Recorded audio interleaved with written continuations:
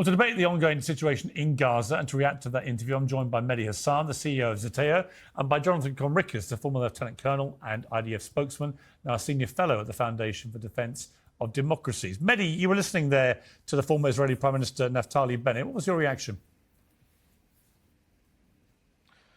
I mean, what's my reaction going to be other than to say more of the same? Just so many lies, demonstrable lies. You challenged them on a few of them. This idea that the war ends tomorrow if the hostages are released has been is a nonsense proposition that a lot of Israeli military officials no longer believe in. The deal is on the table. Hamas has now accepted Netanyahu's terms of a partial release deal, which they didn't want to accept. But the Israelis said that was our idea.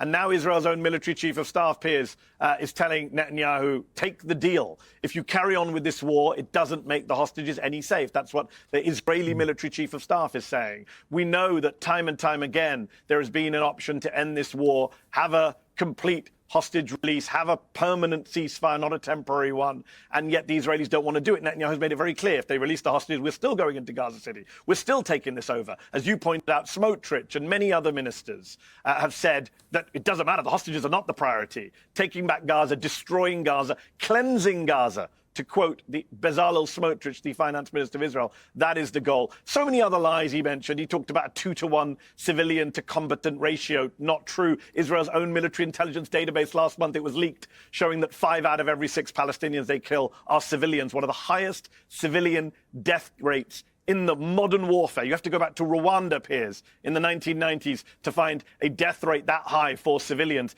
It's one of the reasons why people are saying this is a genocide. As you said at the start of this segment, the International Association for Genocide Scholars passed a resolution on Monday saying that what Israel is doing in Gaza meets the legal definition of a genocide. Only 1 in 3 Americans doesn't think it's a genocide. The IPC says it's a famine, genocide.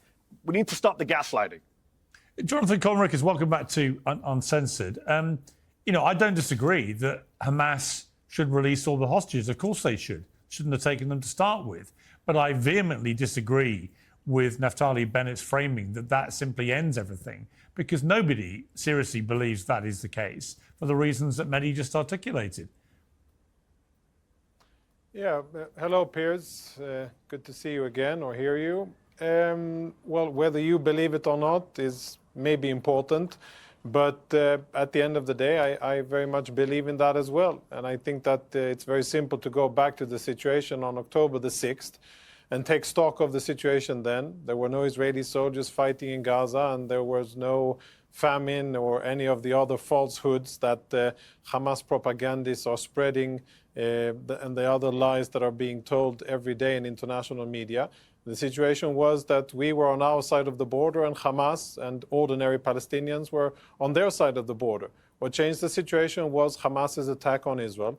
That is why we find ourselves now fighting almost 2 years of war, almost on 7 fronts, and it's going quite good on the other fronts. And I'm sure that many people in the Hamas, Qatari camps like Mehdi and others aren't happy with the fact that Israel stubbornly, annoyingly is able to withstand the international avalanche of pressure, the pressure campaigns by biased and corrupt UN organizations, this and that new institution or whatever scholars that are lending what's left of their credibility to dubious reports done without due process, with parts of their participants voting without having any possibility for people who think differently to raise their voice, and then having that report as if it's, gospel descend upon people and picked up and parroted in international media.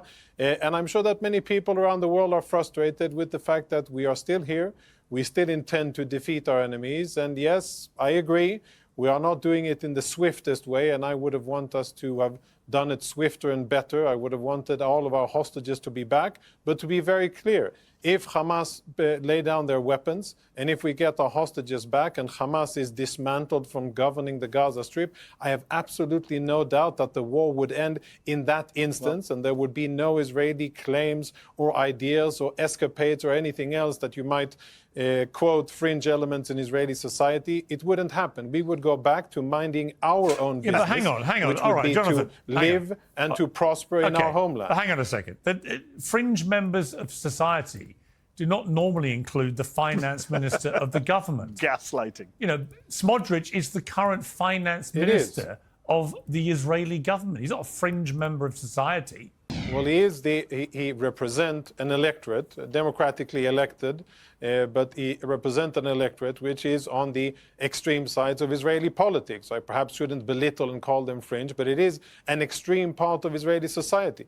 But if you look at what other parts, the majority, if you look at what hundreds of thousands of Israelis, left, right, and center, are out demonstrating and saying is, we want our hostages back, we want the war to end, and the moment we get our hostages back, then the war ends. And another very important thing, which of course Mehdi represented very poorly, was that there is no deal for all of the hostages. The current waiting is for Hamas to say, okay, we agree to hand over all of the hostages. Currently, what we have on the table is 10 live hostages and half of the murdered hostages, and that isn't good enough. We don't want Hamas to have any live hostages that they can have, because that means that the war continues, that means that the suffering will continue, and that is not what we want. Okay.